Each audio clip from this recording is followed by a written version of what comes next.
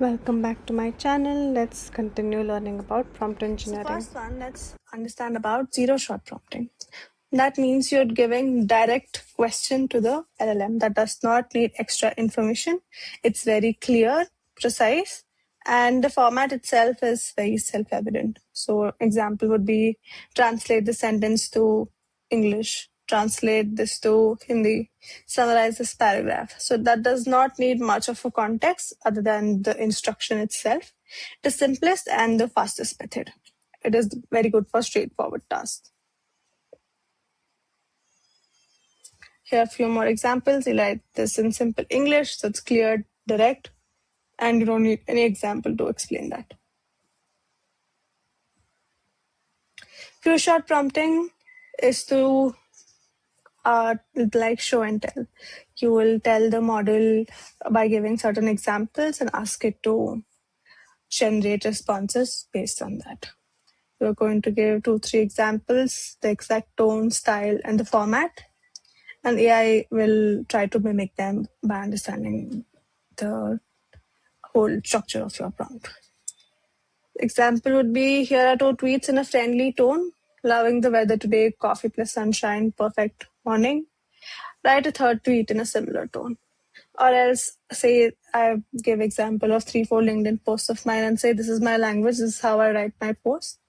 You can write me the next post and this is the content that I want to write. So it understands the way the sentence structure, the way the content is articulated, and then you can replicate that. When do we use this? When we need to have a specific tone or we want to mimic something. The format must match a pattern. We need consistency and need something that is standard. Here are some more examples. So, just finished a great book. Highly recommend it to anyone who loves mysteries. So something in the same tonality, we can perhaps an unmatched time to recharge and relax. So request would be write a third tweet in a similar tone about productivity. So it's like crushing my to-do list today. There's nothing like feeling of progress.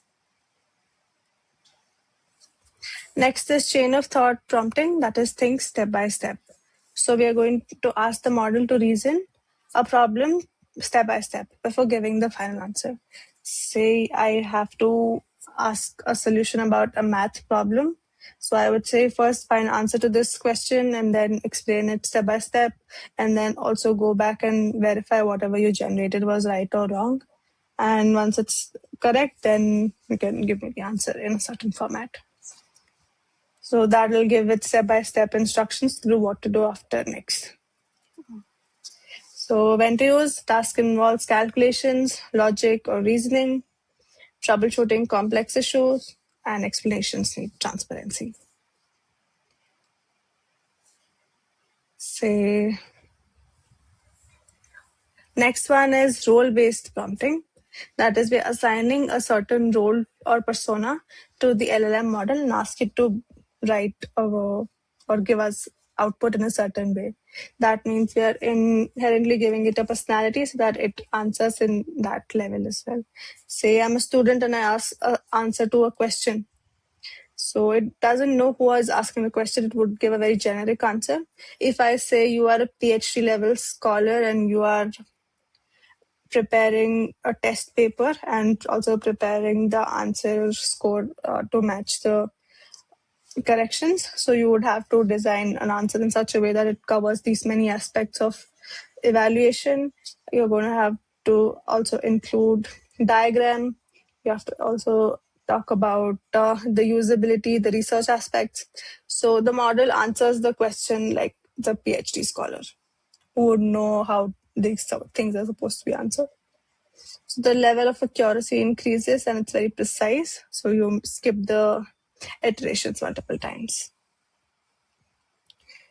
So it always, the model is able to connect to the relevant training data that it is given. So it can talk in the same language, say, use the same lingo. That's about role-based prompting. A few more are react, that is reason plus act. So we are going to ask the LLM to first reason a particular problem and then act. So this framework is mostly used for agents. And then there's meta prompting, that is self-critiquing.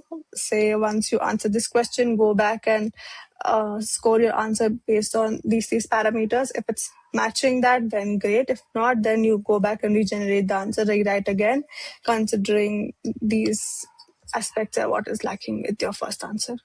So that would be self-critiquing.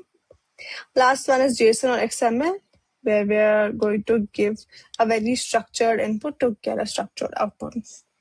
So we're going to say, let's start up ideas in a JSON format, something where we want the output to be very structured. So that's why we're going to use that. So this is basics of prompting. There's more aspects to it. This was just the starting point. If you like this video, please subscribe to my channel and bye.